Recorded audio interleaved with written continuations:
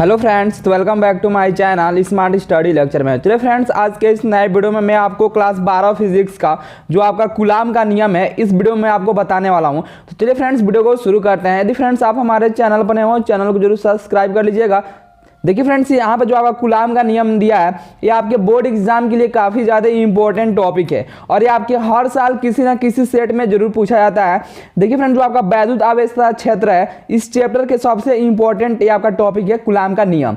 तो देखिए कूलाम का नियम क्या होता है, चलिए आज के इस वीडियो में समझते हैं। तो देखिए फ्रेंड्स, सबसे पहले इसका हम परिभाषा समझेंगे, उसके बाद से इसका जो फार्मूला होता है कैसे प्राप्त किया जाता है उसको समझेंगे।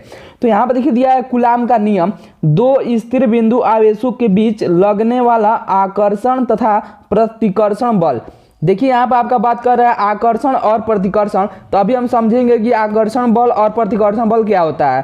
तो यहाँ पर देखिए बोल रहा है कि दोनों आवेशों के गुणनफल के अनुक्रमानुपाती तथा उनके बीच की दूरी के वर्ग के व्युत्क्रमानुपाती होता है। तो यही आपका होता है कूलाम का नियम। तो देखिए इसको हम समझते हैं पहले कि आकर्षण और प्रतिकर्षण क्या होता है। तो देखिए फ्रेंड्स, आकर्षण बल कब लगता है कि यदि देखिए आपका एक प्लस आपका आवेश दूसरा आपका माइनस रहेगा तो आपका आकर्षण करेगा, यानी कि अपने तरफ खींचेगा उसको। अब प्रतिकर्षण कब होगा, यदि दोनों आवेश क्या हो, सेम हो, जैसे में प्लस प्लस हो तो वहां पे आपका क्या होगा, प्रतिकर्षण होगा, या तो माइनस माइनस हो तो प्रतिकर्षण होगा। ठीक है, तो आकर्षण और प्रतिकर्षण आपको समझ में आ गया होगा। अब चलिए समझते हैं कि कूलाम का नियम जो होता है इस परिभाषा के अनुसार कैसे प्राप्त करेंगे।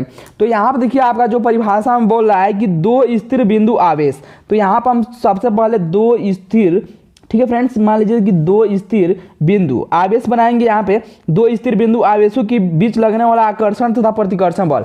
तो मान लीजिए कि यहाँ पे आपका ए बिंदु, यहाँ पर मान लीजिए आपका ए बिंदु, यहाँ पर आपका है बी बिंदु, और ए बिंदु पर जो आपका आवेश है ये आपका मान लीजिए कि Q1 है। ठीक है, यहाँ पर मान लीजिए आपका आवेश Q1 है और यहाँ पे आवेश आपका Q2 है। ठीक है, और इनके बीच की जो दूरी है, इनके बीच की दूरी वो आपका क्या है, R है, स्मॉल r दूरी पे है। ठीक है, यहाँ पर देखिए फ्रेंड्स, मान लीजिए कि इनकी जो बीच की दूरी है वो आपका क्या है, R है, क्योंकि आपका परिभाषा में यहाँ पर देखिए बोल रहा है कि दो स्थिर बिंदु आवेशों के बीच लगने वाला आकर्षण तथा प्रतिकर्षण बल उन दोनों आवेशों के गुणनफल के अनुक्रमानुपाती तथा उनके बीच की दूरी के वर्ग के क्या होता है, व्युत्क्रमानुपाती होता है।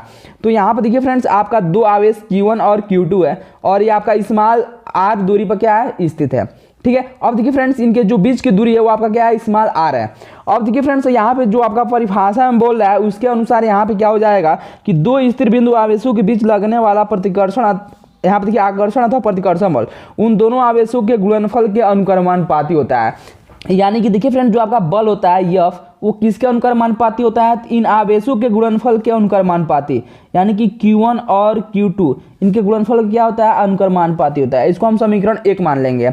उसके बाद से आपका बोल रहा है कि उनके बीच की दूरी के वर्ग क्या होता है, व्युत्क्रमानुपाती होता है, यानी कि F यहाँ पर व्युत्क्रमानुपाती क्या हो जाएगा, 1/r²। ये आपका समीकरण नंबर क्या हो जाएगा, 2।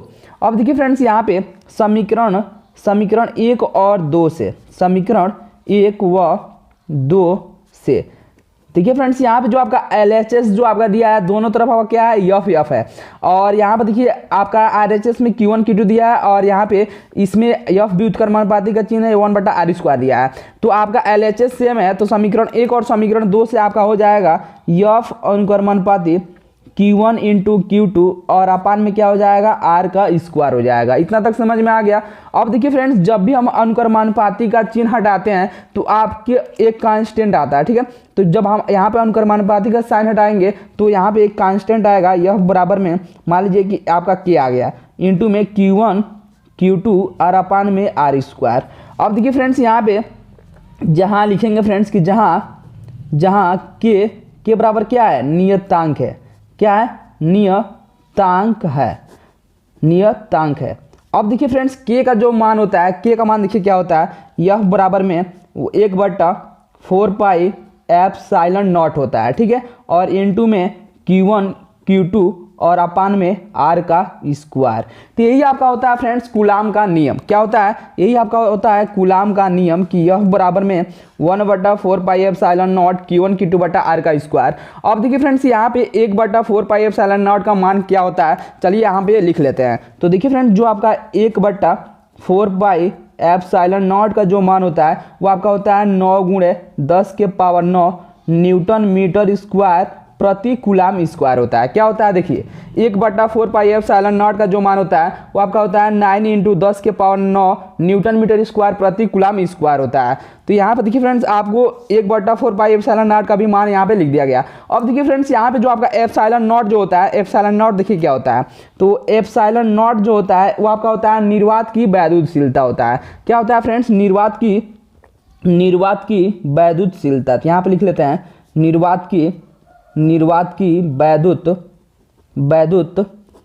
वैद्युतशीलता होता है। क्या होता है फ्रेंड्स, निर्वात की वैद्युतशीलता होता है। उसके बाद से देखिए जो आपका एप्सिलॉन नॉट का जो मान होता है, यहाँ पे चलिए लिख लेते हैं एप्सिलॉन नॉट का मान होता है 8.85 × 10⁻⁻12 कूलाम स्क्वायर प्रति न्यूटन मीटर स्क्वायर होता है। क्या होता है, कूलाम स्क्वायर प्रति न्यूटन मीटर स्क्वायर होता है। तो देखिए फ्रेंड्स यहाँ पे आपका जो कूलाम का नियम दिया है कि दो स्थिर बिंदु आवेशों के बीच लगने वाला, यहाँ पे देखिए आकर्षण अथवा प्रतिकर्षण बल उन दोनों आवेशों के गुणनफल के अनुक्रमानुपाती तथा उनके बीच के दूरी के वर्ग क्या होता है, व्युत्क्रमानुपाती होता है। तो आई होप कि जो आपका कूलाम का नियम दिया है आपको अच्छे से समझ में आ गया होगा। चलिए एक बार मैं और आपको बता दे रहा हूँ। तो यहाँ पर देखिए फ्रेंड्स मान लीजिए कि दो बिंदु आवेश दिया है Q1 और Q2, इनके बीच की जो दूरी है R है। अब देखिए फ्रेंड्स यहाँ पे जो आपका बल होता है वो आपके दोनों आवेशों के गुणनफल का क्या होता है, अनुक्रमानुपाती होता है। तो F अनुक्रमानुपाती Q1 × Q2 लिखा गया है। इसको मान लीजिए कि इक्वेशन नंबर फर्स्ट है। उसके बाद से जो आपका बल होता है वो आपके दूरी के वर्ग, यहाँ पे दूरी क्या दिया है R, और इसके वर्ग के क्या होता है, व्युत्क्रमानुपाती होता है। तो F व्युत्क्रमानुपाती 1/r²। अब देखिए फ्रेंड्स यहाँ पे समीकरण 1 और समीकरण 2 से, तो समीकरण 1 और समीकरण 2 से क्या हो जाएगा कि दोनों का LHS आपका F दिया है, तो F अनुक्रमानुपाती Q1 Q2 बटा में r² हो जाएगा। अब देखिए अनुक्रमानुपाती का साइन हटाएंगे तो आपको एक कांस्टेंट आएगा K। तो देखिए जहाँ पे आपका K क्या है, आपका नियतांक है, और K का जो मान होता है, K का मान वो आपका होता है यहाँ पे 1/4 पाई एप्सिलॉन नॉट होता है, और इंटू में Q1 Q2 बटा r² हो जाएगा। तो यही आपका होता है फ्रेंड्स कूलाम का नियम, जहाँ पे आपका 1/4 पाई एप्सिलॉन नॉट का मान होता है 9 × 10⁹ न्यूटन मीटर स्क्वायर प्रति कूलाम स्क्वायर, और जो आपका एप्सिलॉन नॉट जो होता है ये आपका होता है निर्वात की वैद्युतशीलता होता है। क्या होता है, निर्वात की वैद्युतशीलता। जहाँ पे देखिए फ्रेंड्स आपका एप्सिलॉन नॉट क्या होता है, निर्वात की वैद्युतशीलता, और एप्सिलॉन नॉट का जो मान होता है वो आपका होता है 8.85 × 10⁻⁻12 कूलाम स्क्वायर प्रति न्यूटन मीटर स्क्वायर होता है। तो यहाँ पे देखिए फ्रेंड्स इस पे आपका क्या कभी कभी आपके न्यूमेरिकल्स भी बोर्ड एग्जाम में पूछ दिए जाते हैं। तो यहाँ पे देखिए फ्रेंड्स जो आपका कूलाम का नियम है, आप यहाँ पे इसका स्क्रीनशॉट कर लीजिए। तो यदि फ्रेंड्स आपको ये वीडियो अच्छा लगा हो तो चैनल को जरूर सब्सक्राइब कर लीजिएगा। चलिए मिलते हैं ऐसे ही एक और नए वीडियो में, तब तक के लिए धन्यवाद।